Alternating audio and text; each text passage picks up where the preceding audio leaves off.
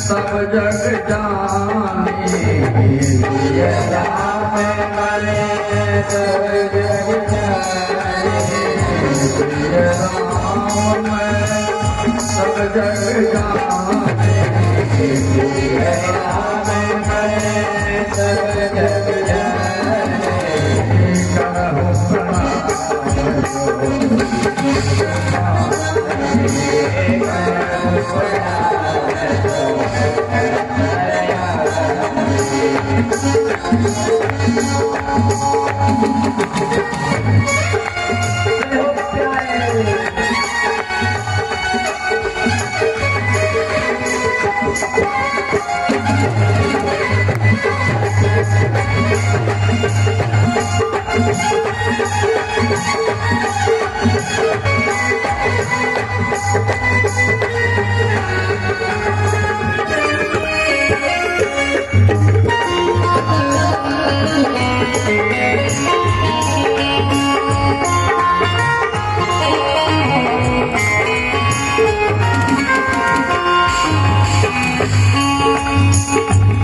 प्रभु कृपा प्रभु कृपा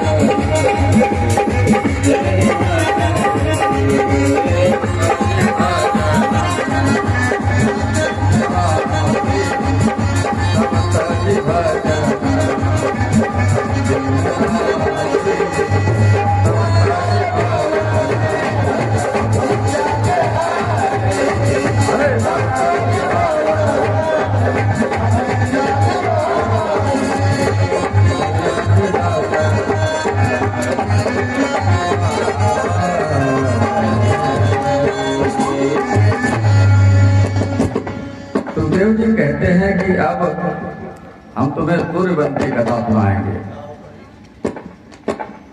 पर विस्तार से ये सुनाना संभव नहीं, क्योंकि विस्तार से सूर्यवंश की कथा 100 वक्तों में सुनाई नहीं जा सकती। इसलिए कहा अति संक्षेप में श्रवण करें।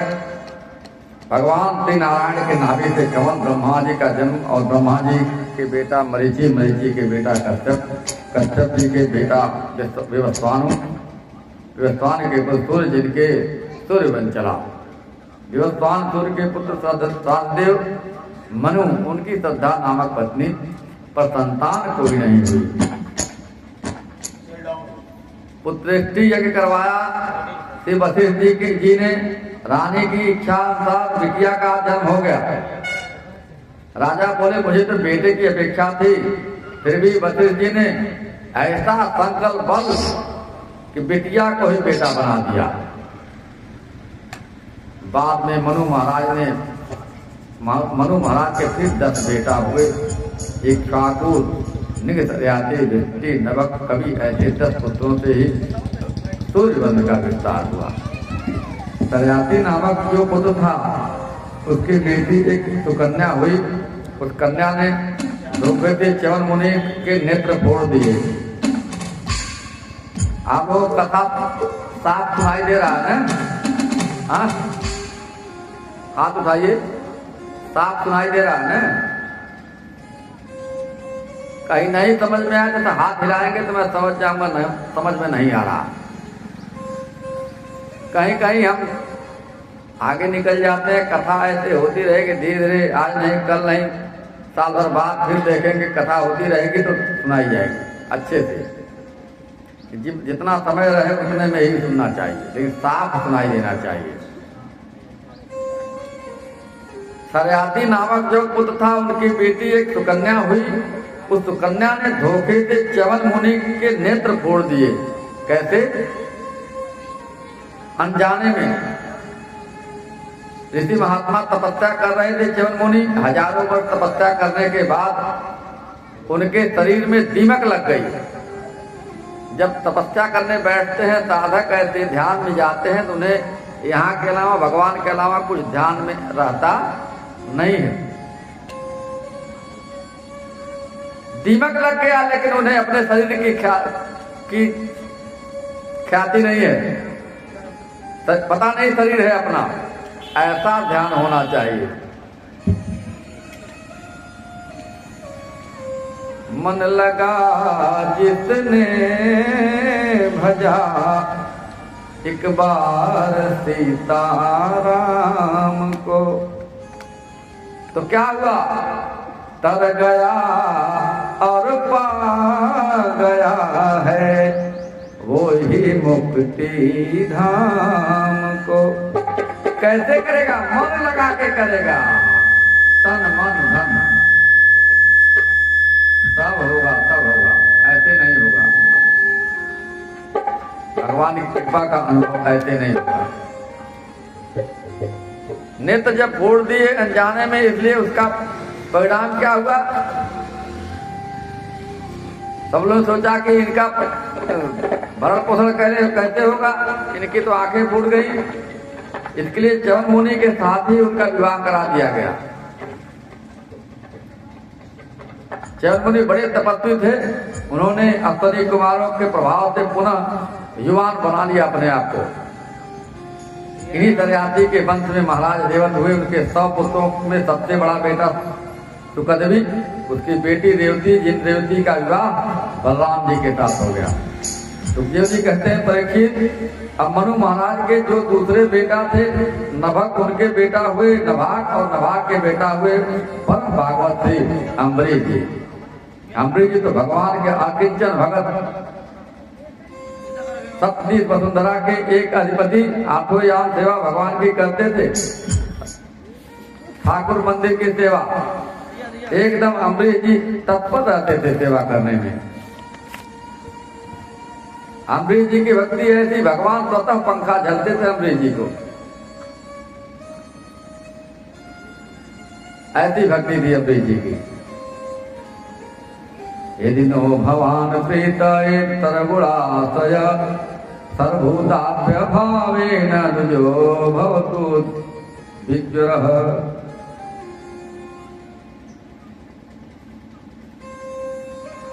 दुर्वासा मुनि एक दिन अम्बरीश जी के यहाँ आ गए।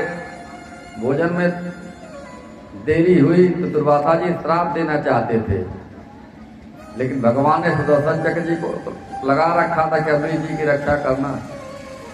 कैसे भगत अम्बरीश जी, जहाँ भगवान स्वतः प्रकट होकर सुदर्शन जी की रक्षा करने के लिए लगा के गए, अम्बरीश जी की रक्षा करना। हम अगर सेवा करेंगे तो भगवान पीछे पीछे चलने को तैयार। क्यों? अम्बरीश जी अपने हाथ से पीस करके रोटी बना के उसी रोटी का भोग लगाते थे। भले चक्रवर्ती नरेश राजा थे, नौकर चाकर सब बड़े बड़े थे, लेकिन बोले भगवान की सेवा में अपने हाथ से, पोछा अपने हाथ से, मंदिर की सेवा अपने हाथ से करते थे। तो भगवान समक्ष खड़े होकर के बेचारे पंखा करते थे अम्बरीश जी को। दुर्वासा ऋषि को भी सुदर्शन चक्र जब पीछा करके दौड़ाया, तीनों लोगों में कोई बचाने वाला नहीं, तो भगवान ने कहा वही अम्बरीश जी के पास जाओ, वही रक्षा करेंगे। अम्बरीश जी के ही पास आना पड़ा दुर्वासा ऋषि जी को शांति के लिए। ऐसे भगत है हमारे दुर्वासा जी। बोलो कृष्ण कन्हैया लाल की। अम्बरीश जी ने दुर्वासा जी ऋषि जी को दोबारा भोजन करवाया, दोबारा ब्राह्मणों को निमंत्रण दिया।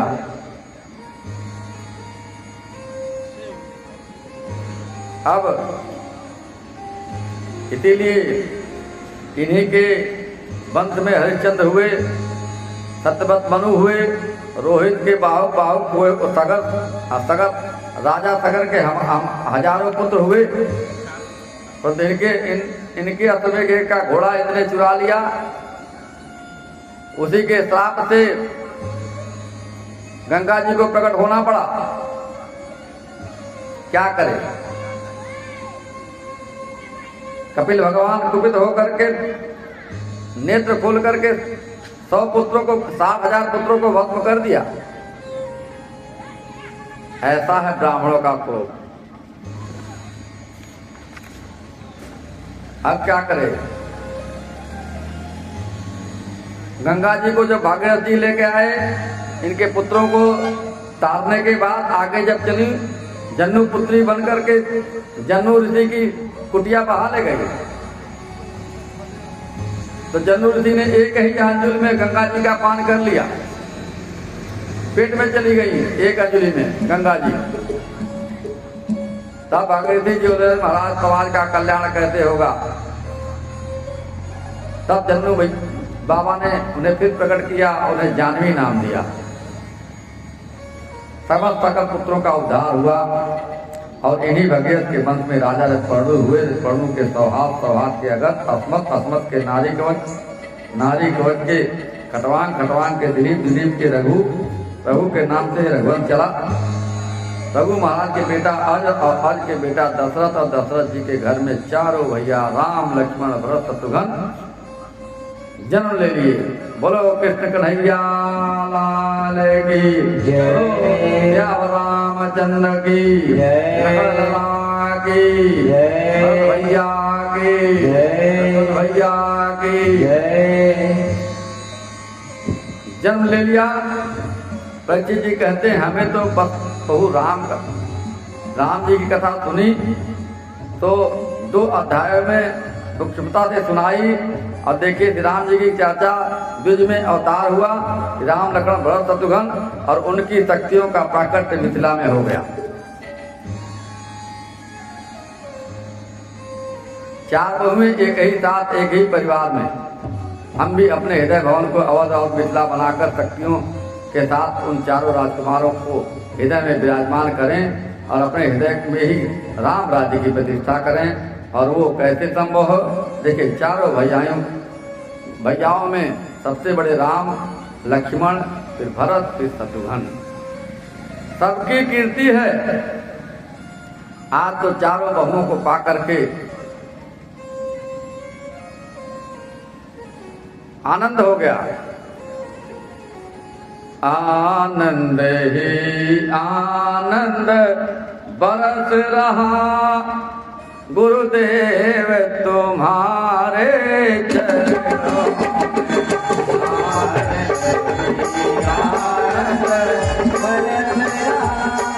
गुरुदेव तुम्हारे चरणों में बरस रहा, गुरुदेव तुम्हारे चरणों में।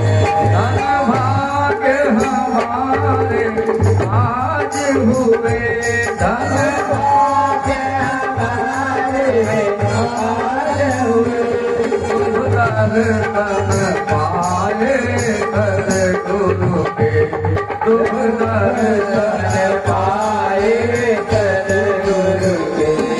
दर्शन में मन मेरा हर्ष रहा, दर्शन में बलिहारी ऐसे सद्गुरु, बलिहारी ऐसे बलिहारी ऐसे सद्गुरु के, बलिहारी ऐसे बलिहारी ऐसे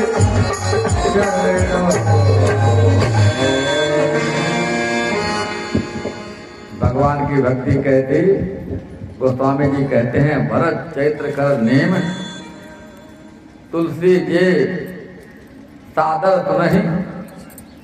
नियम से जो सुनेगा, नियम से जो करेगा, श्रद्धा और भक्ति से जो करेगा, तो क्या होगा? भरत जी चैत्र श्रवण करके एकदम हृदय हमारा प्रेम भक्ति से भर जाएगा। उससे क्या होगा? श्री राम पद प्रेम अवसि होए भवरस विरति, दोनों काम अपने आप हो जाएगा, कुछ करना नहीं पड़ेगा। अब क्या करें?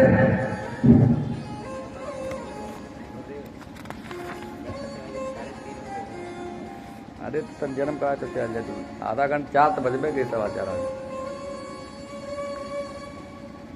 अब परम पूज्य बन चंद्रमा का श्रवण करें। भगवान नारायण की नाभि कमल से ब्रह्मा, ब्रह्मा के बेटा अत्रि मुनि, अत्रि के बेटा चंद्रमा, जिनसे चला है चंद्रवंश, चंद्रमा के बेटा बुध, बुध के बेटा पूर्वा, जिनका दूसरा नाम ऐल राजा, ऐल का विवाह उर्वशी अप्सरा से हुआ, इनके बेटा हुए 6 आयु सतैसु, सत्यायु, रय, जय और विजय। इन्हीं के प्रतापी वंश में आगे चल के महाराज नहुष का जन्म हुआ।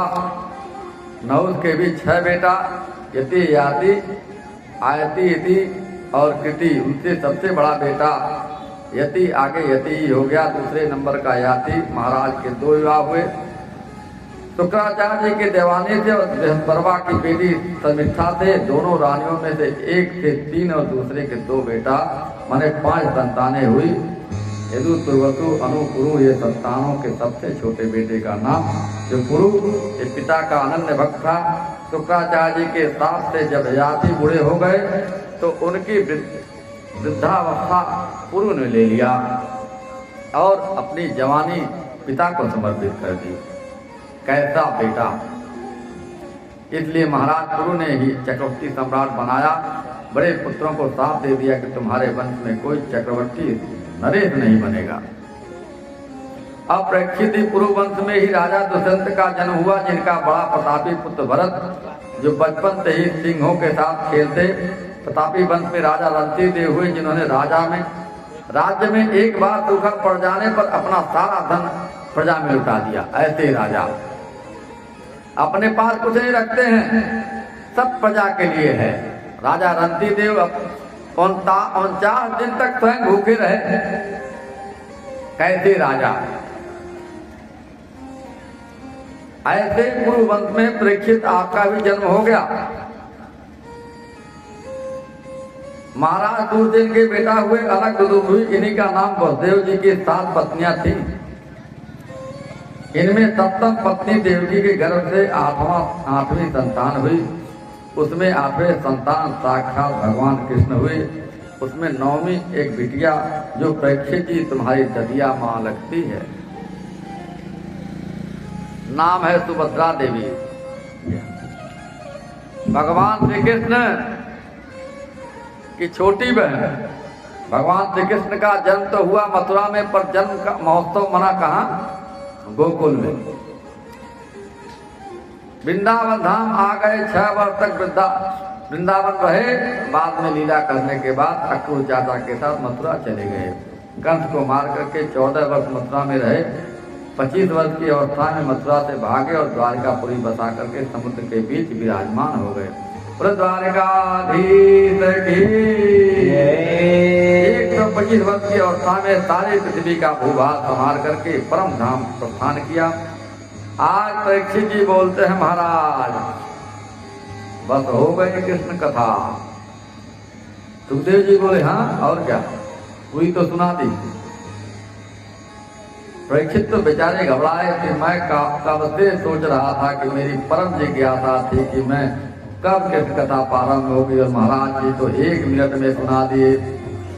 परीक्षित महाराज ने तुरंत हाथ जोड़ लिया, बोले, अरे महाराज प्रभु मैं विस्तार से सुनना चाहता हूं। प्रभु की चर्चा कम नहीं होनी चाहिए। मैं जानना चाहता हूं प्रभु मेरे कौन है, जिज्ञासा है। ये कृष्ण कथा तो आवागमन को छुड़ाने वाली है। कैसे भगवान की कृपा कैसे बरसती है? धीरे धीरे, जैसे ही दवा धीरे धीरे खाते हैं रोग मिटता जाता है, ऐसे ही भगवान की कृपा धीरे धीरे हो जाती है। सारी कृष्ण कथा कहते हैं, लेकिन सुखदेव जी राधा का नाम एक बार भी नहीं लेते हैं। केवल भव रोग की दवा मात्र है। कहे राधा नाम मैं नहीं लेना चाहता हूं, क्यों? एक बार आधा नाम लेने से मेरा मन भगवान में लग जाता है। क्या कहे,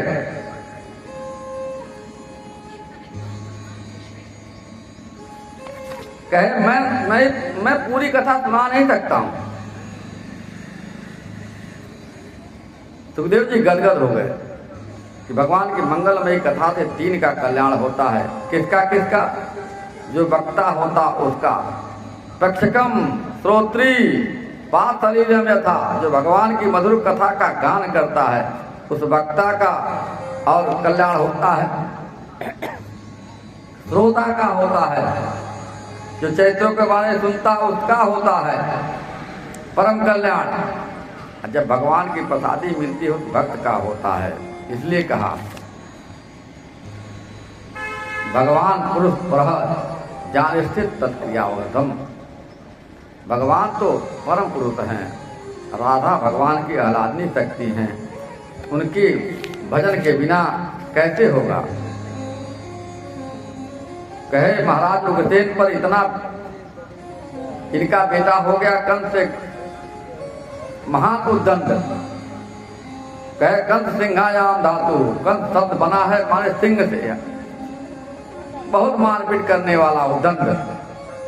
इतना क्रूर, अपने स्वार्थ में राज्य के लालच में अपने पिता उग्रसेन